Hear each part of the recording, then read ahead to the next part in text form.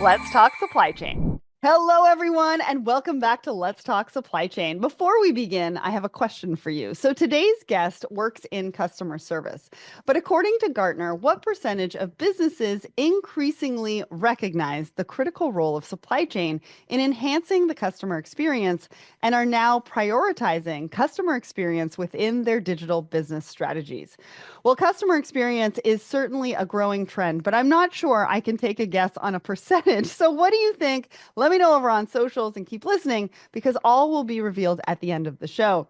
So, today I'm excited to welcome a rising star to our Woman in Supply Chain series. Passionate about people leadership, she aims to inspire others to embrace logistics. And who's joining me today? Well, it's Nikki Driskill. Nikki has spent over 26 years in logistics, working mostly in operations and customer service. Now, Vice President of Customer Service at STG Logistics, the nation's largest fully integrated port-to-door service provider. Nikki is passionate about truly making a difference in the industry. And today, we're going to be talking all about her career journey, the changing face of customer service, her unique approach to customer advocacy, and why she wants to inspire others to pursue a career in logistics. But of course, we cannot do this without our sponsor. So, Food and Logistics and Supply and Demand Chains Executive Women in Supply Chain Award and Forum, they honor female supply chain leaders and executives whose accomplishments, mentorship, and examples set a foundation for women in all levels of a company's supply chain network. So head over and check out the Woman in Supply Chain Award and the Woman in Supply Chain Forum. Now, welcome to the show, Nikki. Thanks, Sarah. I'm so happy to be here. I am so excited to have you here. I mean, like me, you've been in the industry over 25 years. I mean, we don't look it though, right? So Of course not. you've done a lot, you've seen a lot, you've worked your way from the ground up. So I'm sure you're going to have a lot of just inspiring nuggets of advice for all of our listeners today. So let's dive in and start at the beginning. What was young Nikki's plan for life, and how did you end up in supply chain? Nikki was very young. So I've actually worked here longer than how old I was when I actually came in the industry. I started so long ago that when you were looking for a job, you looked in the newspaper, right? So That, oh my goodness, are we dating ourselves or what? I know. And it was so funny. I had one what I consider real big girl job before in the Okay. corporate world. And Yeah. I had left that company and I looked in the newspaper and I was like, what's a logistics coordinator? Sounds good to me. So I mailed in my resume because that's how you did things back then. Wow. And so they called me in for an interview. And so I, met with HR and then they would have you interview with the vice president operations. And Becky was using all these words that I had no idea what they meant. So she kept using the word drayman, and I was like, I have no idea what that is, but I'm just gonna write. And And you so, didn't have Google at the time. oh Sorry, I no, don't mean to interrupt, but I just no want to Google. point out that if somebody said a word or term that you didn't know, it wasn't like you could just be like, "Can you give me a second?" I need to. Nope. Just in the abyss, like, I don't know. So she liked my energy, I think. I think she Mhm. probably what she liked was I was so very positive about my work history, before and how much I had loved what I had done. So they offered me the job. And I remember I think that they offered me $21,000 a year. I was like, I'm going to be rich. They have 401k. I have time off. And I didn't know really what I was getting into. But I have to say, first of all, I'm passionate about any role that I've ever had. So, I mean, the jobs that I had in high school, I wanted to know everything about the company. I worked at Jersey Mike's Subs, and so I wanted to know how did that start? And I got to meet, the person that started it. So I've always really been that way. I'm very, ask a lot of questions, just want to do the best I can. So I took that role. And this was really at a time, this was in 1998. So we were really booming and things were a lot different in the freight industry. I have to say a lot, I would say we didn't have a lot of the roadblocks that we do today. So it was just very different. And so we had, a 2-week training. They put you on the floor and you're ready to go, and then that's when the craziness happened, right? So it's either for you or it's not. So it's absolutely organized chaos at its best. Every day is different. So I mean, it was Well, Yeah. Especially with the amount of paper we used Uh, back then. I mean, I don't know about you. yes. So you talked about 1998. So I literally graduated, and I think I started at the family business in 1998 as reception. So we kind of got into the industry pretty much at the same time. And when you say organized chaos, I mean, it was organized chaos. The amount of paper, I think I remember having mountains of file folders on my desk with like so much paper and the amount that was fax, the amount That, of well, faxes that I had to go through. it's so funny. So it's so funny you say that. So we had 20 fax machines on our floor in operations. 20. And so there was a role for that. We had a fax clerk, right? So you went through the faxes, you figured out who they went to, and you walked around and you delivered them. And I mean, it was constant fax. Not everyone even had email at that time or internet access. That's That not is that so the, yeah. true. Because we had a Hmm. runner. We had a runner Yeah. that had to like pick up papers and checks and all sorts, and he'd Hmm. come in 2 or 3 times a day Yeah. and And then go yeah. And deliver. I mean, it was just Wow. so that was the big difference. That's what's been so interesting to actually see the tech grow because when I started, we had a green screen system, right? That we really had mirrored off of dispatch tickets. So we Okay. really had made that. And then so we were doing a lot of faxing and you would touch trace your loads. And what that means is you would dial your container numbers in on the railroad, and then someone would tell you where it was and you keyed it in and you did it all. So it was beneficial for me, not, and I love tech and all that, but Yeah, I'm yeah. saying like I truly understood the life Understood. cycle, right, of what was going on. But yeah, I mean, it was just an insane amount of paperwork, a lot of roles that, don't exist anymore, right? When Max Mail came in on the scene where you could convert a fax to email, that's where it went. And that we were like, wow, look Yeah, at like what's blowing my happening. mind. And then also the typewriters. I don't Oh, know about yeah. you, but like typing out different things and typing out the checks. And if you made one mistake, you'd have to start all over again. Like, I swear that time being in supply chain and logistics, like, really made you a supply chain Hmm. professional just Yeah. from what you had to go through. Right. I mean, and we don't have whiteout anymore. Do you have any whiteout, on your No. desk? No, Right? but you know what's interesting, and everybody should go and look this up. There's a newsletter called The Hustle, and they came out a couple weekends ago with the story behind Whiteout. It's a Really? fascinating story, and it's a woman who created it. So, Not anyways, surprising. if we're talking about Whiteout, I have to mention this story. Everybody go and check that out because I thought it was fascinating. I can't remember all the details. So, you started in this entry level position, which Mhm. is, kind of what we were talking about. And honestly, I feel like I could talk to you for hours about what we went through from like 1998 to 2008. But anyways, Mhm. I think, shortly after that, you kind of discovered a love for people leadership. What was Yeah. it that excited you so much about working with teams, leading people? Maybe if you have any leadership tips, but like, how did you go from that entry level position to sort of like leading people and all of that? So I would say that one thing is that whenever we played school when we were younger, I always wanted to be the teacher. So I just feel Why like did I'm you kind become a of, teacher? I know, and I have the handwriting for it too. The But I mean, like cursive. You know yeah, what? I'm sorry. I have a story about this as well. I literally just read that the museum in the US is looking for volunteers to come and decipher cursive because they don't I teach believe it it. anymore. And I Yeah, was no, like, I can do that, but it's a I, volunteer position, so no. yeah, no, I know. Maybe later in life I can do that, but no, I mean, I always, I always, I kid, but I really am. I'm kind of bossy, right? I mean, I tell my husband this all the time. I'm a Taurus, and they're known to be stubborn and bossy, and I was like, but normally I'm right, though, right? So I just, he You got to doesn't be always, careful with that. yeah, he doesn't always agree with that. But I would, so I live, so it's an interesting story. So back when I took that role, I was very young, and really what my intention was, I'm going to take this role and I'm going to do the best that I can, and I'm going to figure out what I want to do when I grow up, right? This is a great company, to do that. The thing is that I knew that I loved this industry within a couple months. And so, because I had planned, I was like, I'm going to get into college once I figure out what it is that I'm going to take. And this will be great. I think they had tuition reimbursement at the time. So, it was like, let me do it.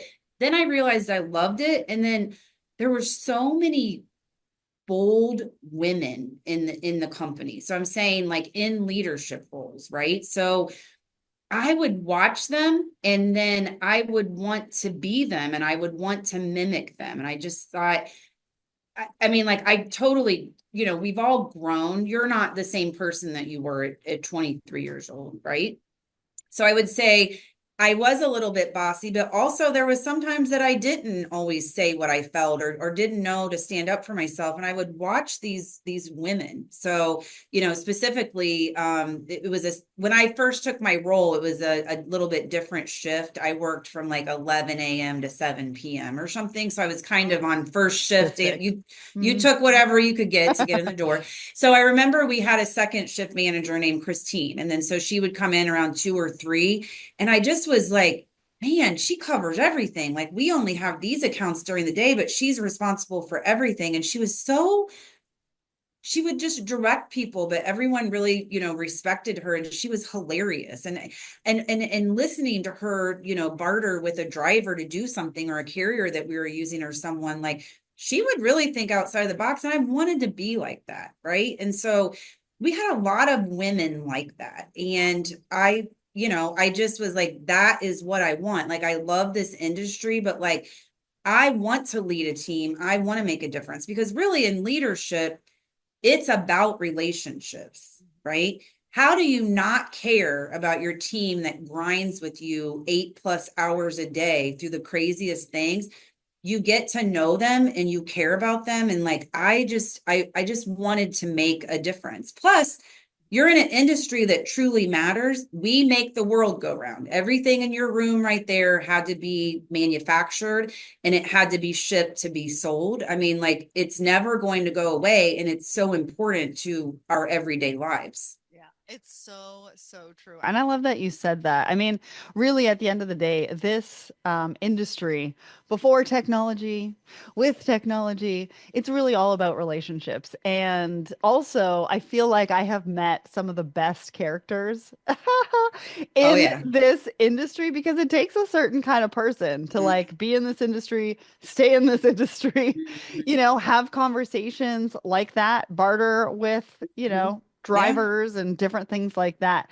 Now, you worked for Pacer International or Pacer companies for nearly 25 years. What was it that kept you with them for so long? Because we're seeing a lot of people, sort of move around.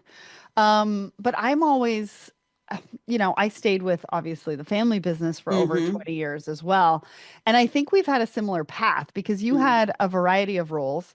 I Mm-hmm. had a variety of roles. I saw you say that you went after one particular role because you wanted to grasp the commercial side of the Mm-hmm. industry. Yeah. I did that through education. So I did some courses by Mm-hmm. correspondence to find out what it was like to be on the customer end, right? And do Sure. international trade and things like that. So it seems like you were really able to pursue opportunities to explore and learn. And this, I think, is a really big thing to talk about for the organization that's looking at retaining, and Mm-hmm. then also people who are looking to stay with a company, because Mm-hmm. there has to be opportunity. There has to be opportunity to explore and learn, and there's responsibilities on both sides. So, what kept you there for so long? What would you say around sort of the variety of roles, giving people opportunities, etc.? That's a great question because I am a little bit of a strange bird anymore, right? So we just don't, we just don't stay, and there's reasons for that. I mean, our parents often stayed with companies because you had a pension, right, and that kind of thing, and that really was going away when I entered in the workforce. So, without so. I actually, our company started when I was Railvan was actually then acquired by Pacer, that was Okay. acquired by XPO, that was acquired by STG. So I want to talk because this is Well, this is okay. why I've stayed. So Got it.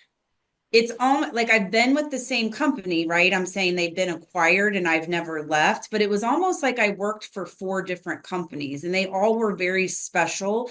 and it's always the people. So like with Railvan, that was privately owned. When I started, I didn't know it, but they were getting ready to get acquired. So that was a, four owners that really built that company from basically nothing, four very different personalities.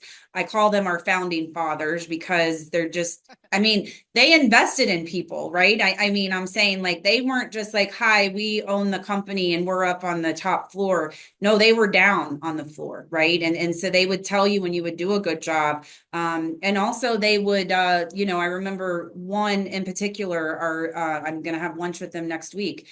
Jeff Brashears was the owner there, and he was notorious for being very involved, and he would give you all the credit in the world, but also he would come down on the floor and be like, what moron did this, right? Which again, this is 98. You could say those kind of things, but I'm saying like he meant it lovingly, but he would give you feedback, and they really invested in their employees. I just remember things that would happen in people's personal lives. They would get involved like financially and stuff like that, and they really invested in so many people, grew through that. So we were acquired by Pacer, and so that was our first foray into public, and with all these companies being merged together. So that was really super interesting. We went from being privately owned and grew.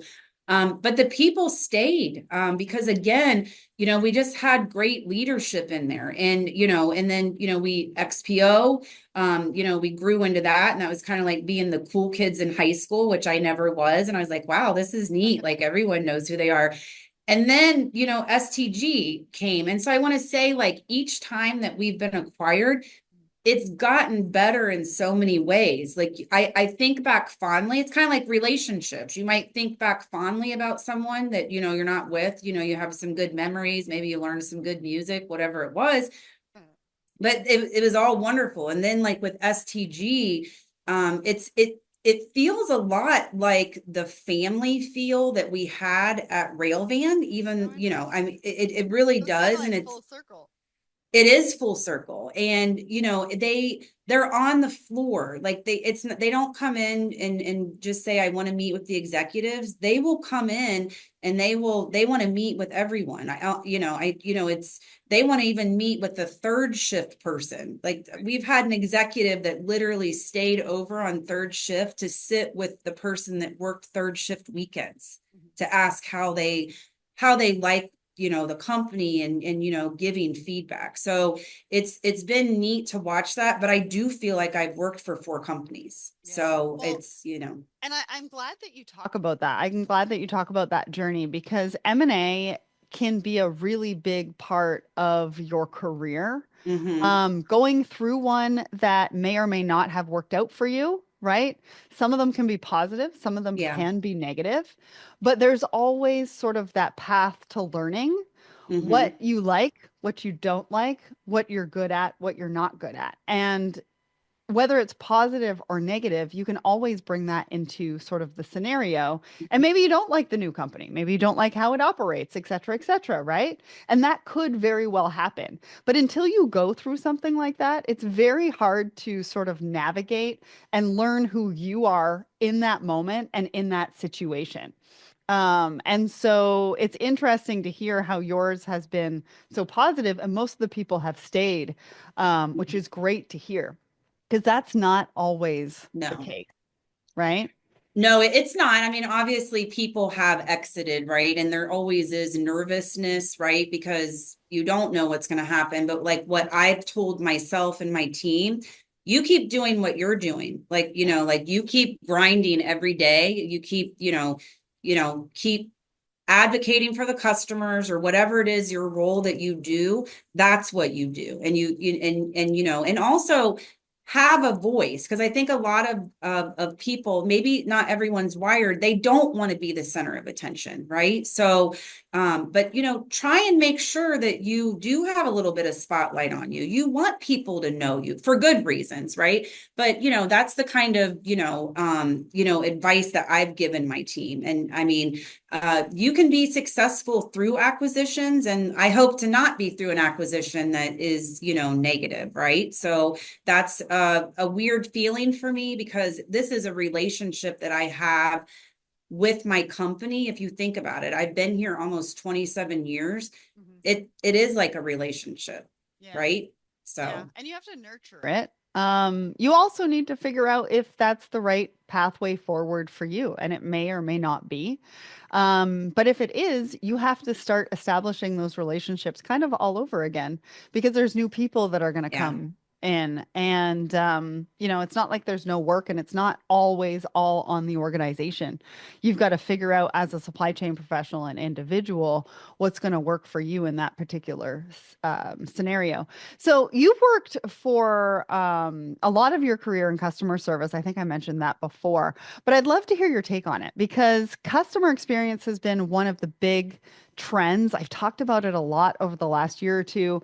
I think we're going to see that grow even more in 2025. How have you seen customer service, its role in relation to wider business success, sort of change throughout your career? That is a great question because, it definitely has changed. And I'm going to go back to the tech thing. So when I started out in customer service, we did a lot of our communication on the telephone. If, Yep. you might have people calling in, which funny enough, when you talk about funny words in our industry, I used to have this man that would call in to order a pig because intermodal was used to be called piggyback. And so this man would call it a pig. So he would call in and say, "Hey, I need to order a pig." And I was just like, what in the world is going on here? Right. So, but you can build relationships, right? Like, I feel like you're my friend right now. We're having this conversation. And, like, obviously, a verbal conversation is good for relationship building. We don't have that as much anymore, right? Because of the tech.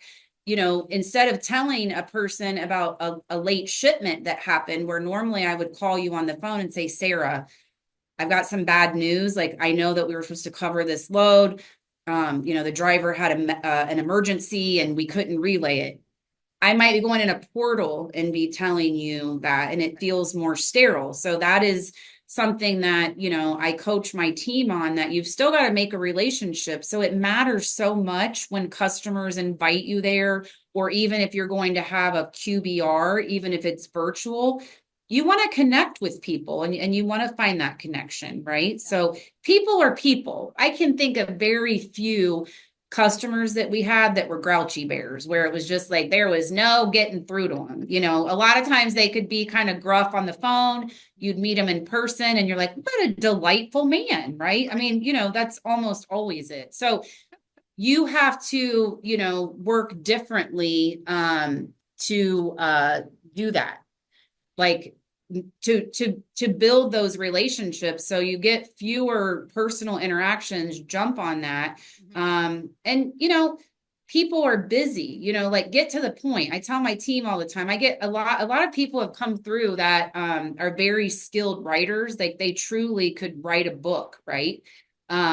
But I don't need that in email, right? When a customer sends something over, probably a couple of sentences that are really comprehensive and meaningful is going to be good. And make sure that you're reading a room and you understand what the customer is asking, that you pick up on, is the customer upset, right? Like, you need to make sure that you are addressing that in your response. And not gaslighting people. Sometimes we do No, it without knowing, not right? even I'm sorry trying. you feel that way. Nope, can't say that. Do not say that. I'm sorry that we haven't done enough to make you feel, comfortable and all of that kind of stuff. But I don't know about you. I feel like since we grew up in the era where you did pick up the phone and you were talking to people on the phone a lot more than we are today, Mm-hmm. I sort of I get into these moments where I'm like, you know what? Maybe this is a moment that I need to pick up the phone and call somebody. Like, I don't know if it's an inherent sort of like gut feeling, because I feel like it's a gut feeling, right? You can correspond all day long on Slack and Teams and, email and all that kind of stuff. But there's that moment where you're like, you know what?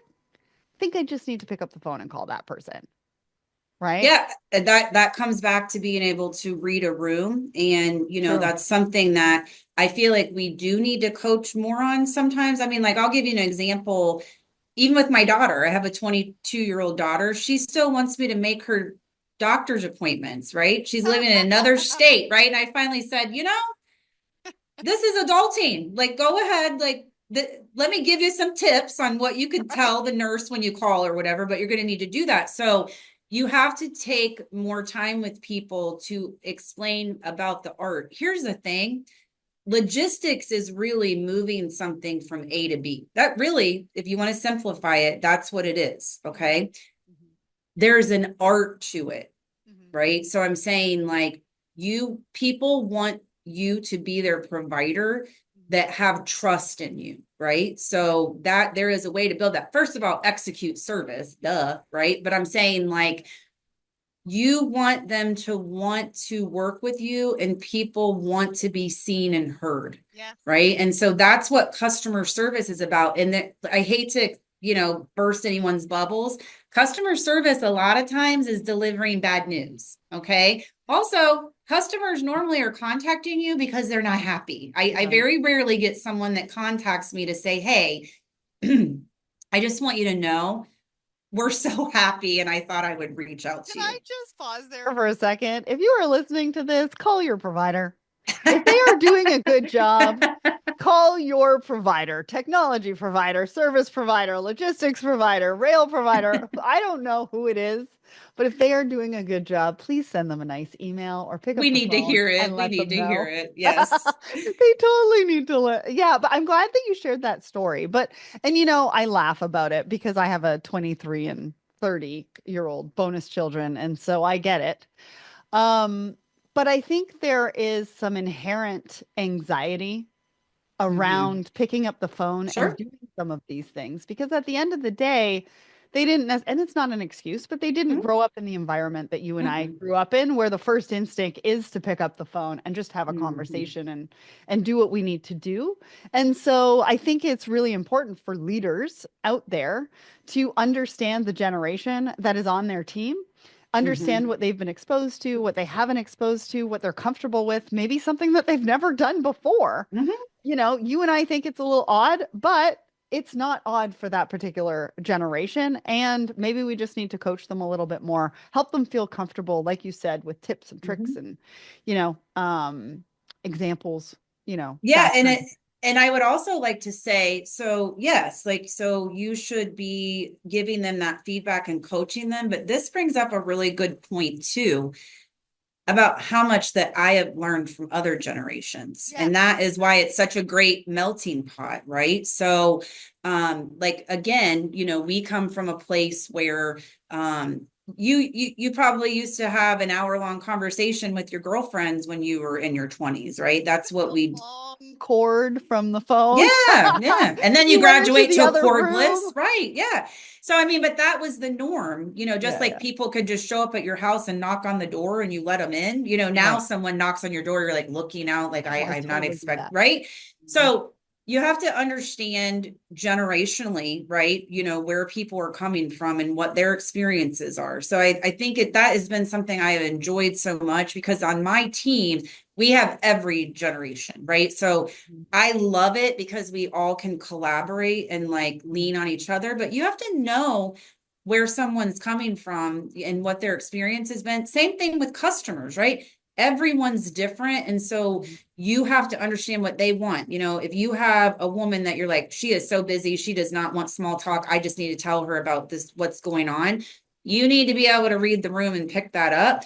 And then someone else might want to talk about how their weekend was, what the weather's doing, and that kind of thing. So you have that with customers, and then also team members as well. People are not, one size fits all. So just being able to understand that in leadership.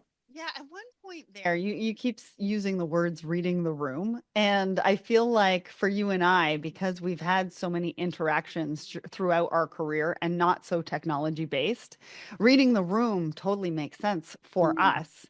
I Mm-hmm. feel like it's a little bit more difficult for the generations that have not grown up in that particular Mm-hmm. environment because they're trying to Mm-hmm. read the room on a Zoom call or on a phone Right. call. You know what I'm saying? And they haven't necessarily had as much experience as we have being in that room to read the room. So I Right. think there's another thing to say to leaders here is that figure out how much experience they've had with that and how good they are at reading the room. And maybe they're not. And that could be a skill gap that you might want Hmm. to focus on and, sort of bring to your teams. Because I Hmm. love the thing and I love that you're saying it and I totally get it. But I think it just becomes that much more difficult with all this technology and not being in the same room specifically, right? So Hmm. now I want to congratulate you because you were recently named a Rising Star at the Women in Supply Chain Awards and Forum. What qualities do you think fed into that win? Like, what makes you a rising star in the industry? What do you think of these types of industry awards? How important are they, particularly for women? Oh, wow, that's a good question. So I am just still like so thankful and humbled to, to get an award like me.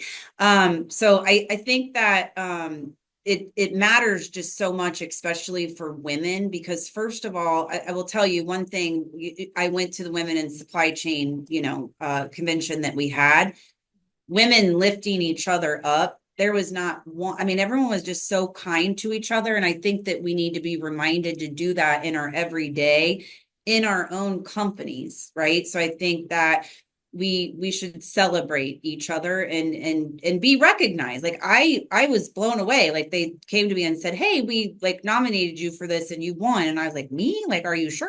So and then owning it and then, being like, well, gosh, I guess like I have done a lot. Like I have, not just have I been here for forever, but kind of thinking back like a tracker of things that you have been through, right, with your company, different situations, and really owning that. Yeah. Yeah, it's so true. And congratulations. I mean, I can see just from this conversation with you why you would have been chosen as a rising star. I mean, you have a lot of, great insights to share. You've made a lot of impact throughout your career. And it's just great to hear. So, talk to me about like your experience as a woman. I feel like customer service might have a few more women. You talked Hmm. about having a lot of women in your career journey, which is Hmm. amazing because logistics is kind of a male dominated Right. space. What's your experience been like moving through the industry, climbing the ladder, maybe holding some leadership positions? Yeah, so again, we were kind of ahead of our time, I think, with having a lot of women leaders. So we were, that was we were lucky to have that. So I pretty quickly went into management just to kind of talk about like my I started at an entry level position.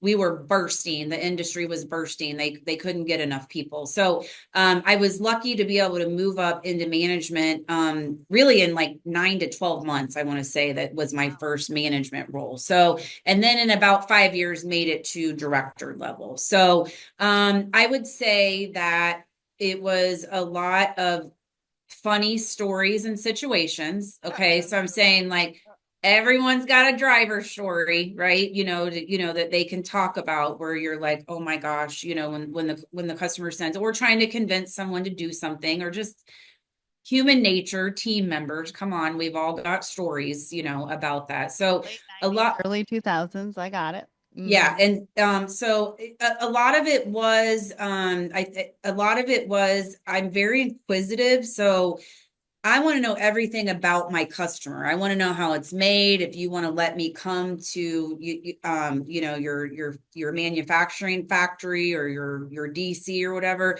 I just have a lot of questions and I want to know. So that was definitely helpful. And then you start connecting the dots that again, you're moving from A to B. So like really having a adding to your toolbox. So you might have a roadblock or a situation with one customer. Remember that because you might use it 7 years from now with someone else. So I think that was a big part of it. And then it was really, I think, a lot of the women uniting. So I'm saying, like, again, like I said, we had some women in leadership, but we're most certainly always outnumbered, by Mhm. men. It's a male dominated industry. Us coming together, like, and having our unofficial committee, right? And that might be after work, you're sitting in someone's office for an hour, kind of talking about, what you have going on and sharing solutions and that kind of thing, or talking about your kids and whatever it is, but just really keeping an eye out for one another and like, hey, I heard that there's going to be this role. Have you ever thought about doing that? Right. Because a big part is people, I think, sometimes think that someone needs to come for you and say, hey, Sarah, I think that you would be good at this. You got to come to that realization, right? And don't let, when you're reading a job description, you're like, heck, I need to be like a rocket scientist just to do like the first couple, but like encouraging people, to, yeah, like I think there's a difference there. So I feel like men can be, and again, I'm generalizing, men are more self-confident, right? Like they just go for the gusto, right? They're like, yeah, I'm good. They read that description, it's like, yeah, I'm good. And then women, I think sometimes tend to overanalyze it and say, well, I don't know that I'm like I can do PowerPoints that well. Like they're not like that great. So just let's scrap the whole thing, right? So I think there's a difference there. And I think that men command and demand. I think that women need to be a little bit more like that, right? So women tend to be, I feel like they try to be more flexible, right? So, well, I really want this job, but I know that you can't give it to me right now because of budget. But I mean, I could take less or I could still do both those jobs. So I think that there's a difference there, Let's not right? do that. Can we just pause on that particular point and say, let's not do that anymore? Right. But also, I think there's a good point here too, is because I think we also need to start using more of our tools and resources. There's a lot of Mm-hmm. tools and resources available to us that can help us overcome a skill that we may or may not have Right. in that particular job description. Like, theor seriously, you want to hire somebody to do a PowerPoint for you? Hire somebody to do a PowerPoint for you. Right. Nobody needs to Fiverr, know. whatever it is you need to know, right? Nobody needs to know. Like, let's Right. just get over this and kind of do Mm-hmm. it, but really understand the tools and resources and what's available and what is possible. Mm-hmm. Like there's a lot of possibility. And I really appreciate you for sharing that story. Not everybody has that particular journey, especially with other women in their Mm-hmm. organizations. It can be positive, it can be negative. I had a few negative experiences, a supervisor telling me that she was jealous of the fact that my parents owned the company. And Oh, then I wow. was like, well, I can't report to you then. I can't change how I was born. I know. And I was like, I can't report to you then. So, what are we going to do here? But one of the things that you said earlier on is that you want to inspire others, particularly women, to join logistics. What do you love so much about the industry? Why do you think it's such a good career choice for women? Do you have any tips to help them break into the industry? I think it's quite an intuitive choice for women. I think by nature, women can be nurturing and actually excel in organized chaos, and that we just have to get the job done. So I know that not all of us are mothers, but I'm saying like a lot of it feels a lot like raising my daughter. Like, I mean, if she needed a flan made for her, Spanish class, I'm making it the night before, no matter what happens. So I feel like that's a lot of what logistics is. You have to be able to multitask. There's nothing, I don't think there's many roles here that isn't multitasking. So you have to be able to take it all in and then figure out what is your most important priority. And you can't let them see you sweat. Like, I mean, I'm saying like we don't do that normally as parents, right? Your kids often don't know how hard that was for you, right? Because you don't want to. And it's kind of the same thing with your customers, right? Where you're just like, it was great, right? So I just feel like I feel like women are tougher than they know, tougher than they think. I just feel like it's a great fit, but it's not for everyone, and that's okay. So I get a feeling in my belly when I am interviewing someone. I know within the first 5 minutes whether or not they're probably cut out for the industry or not. Right. I can't teach it. I know it though. And normally it's someone that is open to change. Like I'm saying, like there's a lot of gray here. There's not a lot of black and white. I can teach you a vanilla example of how a load might move to A to B, but I also can tell you that almost every shipment's different, every customer's different. You got to be okay with that. Yeah, yeah. And I've had even some people, who have worked for me within the media side have not liked that at all, like changing dates and Oh, like I different things bet. like I that. bet. So, Hmm. yeah, you're right. It's not for everybody. So, last question, and I hate to wind this down, but what does the future hold for you, Nikki? Oh gosh. So I would say that the future holds that I'm going to continue to elevate in my industry. And I know that I'm good for it. I know that I'm worthy. But I want to spend a lot more time mentoring and making a difference with individuals in the industry. I'd like to see myself maybe get into some more public speaking, as scary as that also feels. But and really get the message out. I want to share what I have, and I don't plan on exiting the industry. I can tell you that right now. So Love that. I got a good at least 15, 17 more years in me. Oh, absolutely. And even more than that. Well, listen, I'm loving my interviews with all of the Women in Supply Chain Forum winners. You all have, such great stories, fascinating journeys. And it's been just a real pleasure to get to know you all a little bit more. And also, especially you, Nikki, today. I have loved that. So, did you all have a guess at today's big question? Well, at the top of the show, I asked you, according to Gartner, what percentage of businesses increasingly recognize the critical role of supply chain in enhancing the customer experience and are now prioritizing customer experience within their digital business strategies? Well, it's a huge 83%. Wow. So, if customer experience isn't top of mind for you or on your priority list right now, it definitely should be. If you'd like to hear more from us at Let's Talk Supply Chain, head over to letstalksupplychain.com to check out the latest. And remember to come back next week where I am going to be interviewing another best and brightest in the industry. Nikki, thank you so much for joining me today. Thank you, Sarah. It was great to be here.